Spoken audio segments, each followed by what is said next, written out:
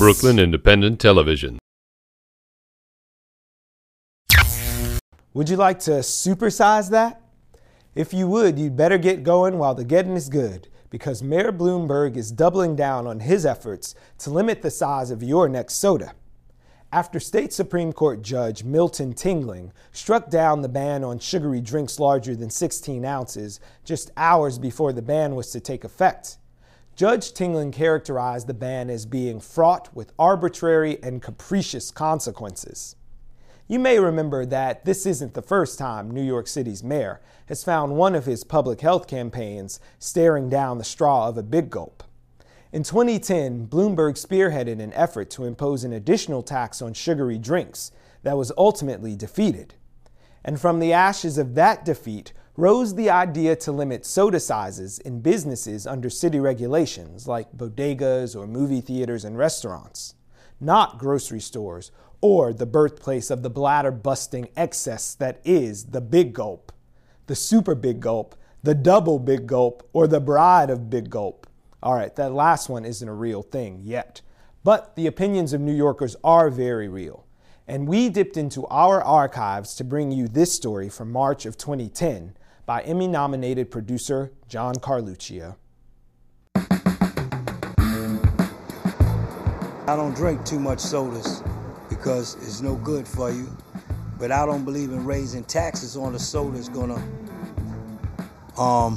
solve anything. To me, it's just a extortion for money to get more money out of people. 56 really, with the taxes that they do, and they don't think. They don't think about how we're gonna pay rent, and even the cigarettes, the beer, everything. The taxes are so high. A store owner doesn't make no profit. I don't have a problem with the tax as long as the money goes where it's supposed to go, and that's usually where the problem comes in. So whether it's taxing the sodas or chips or bubble gums or cookies, as long as the money goes where it's got to go, and we can see that it goes where it's got to go, and we can get the results from it going where it's got to go, I don't have a problem with it. The danger of consuming a lot of sugar is that you consume a lot of calories. And when you put in so much calories, especially when there is no nutrient value to the calories, you tend to gain weight. And then when you gain weight, you tend to become sick, to run a higher risk of becoming type 2 diabetes. There is a huge obesity epidemic. In New York City, the rates are about 60% of adults are overweight. About 25% of adults are obese. And the issue is really trying to increase the cost of soda to reduce consumption. So with Coca-Cola, this 12-ounce bottle would have about 140 calories and would contain about 10 teaspoons of sugar, which is that's a lot of sugar. For the 20-ounce, you have about 250 calories and 15 teaspoons of sugar.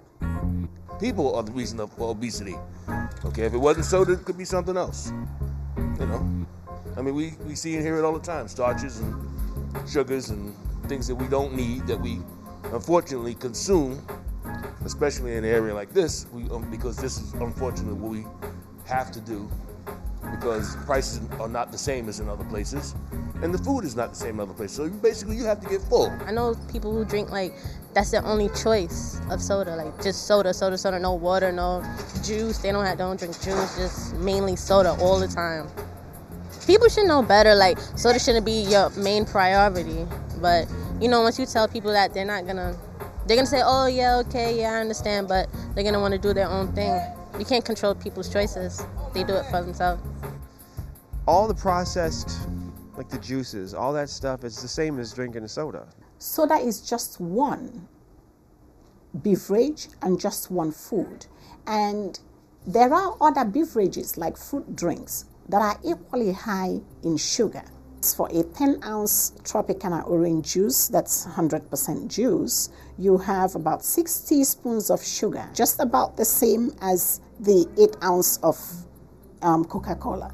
With a little more calorie, 140 calories, because it has other nutrients. And that's the difference, because sometimes orange juice would have vitamin D added to it. It would have other vitamins and minerals, sometimes calcium. So it's a better choice, but not for people to drink a lot of this either. I'd rather that they eat the fruit rather than drink the juice.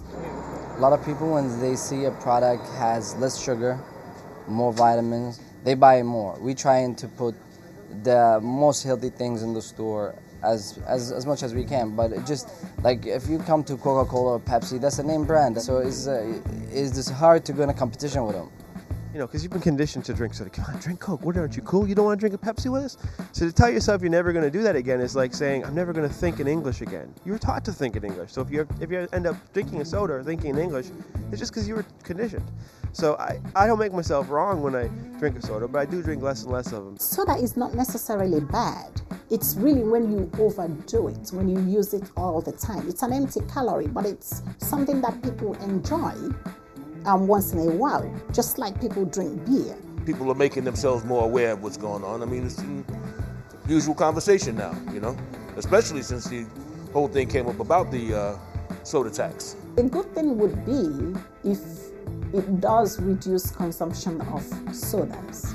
The second very good thing would be if that money and all of it is turned into programs that would help prevent obesity, then it might be a real good thing. But if the money is not put back in to help educate people and ensure that policies are made to help schools have healthier meals, have environments that are safe and friendly so that people could actually exercise, then we wouldn't be able to solve this problem.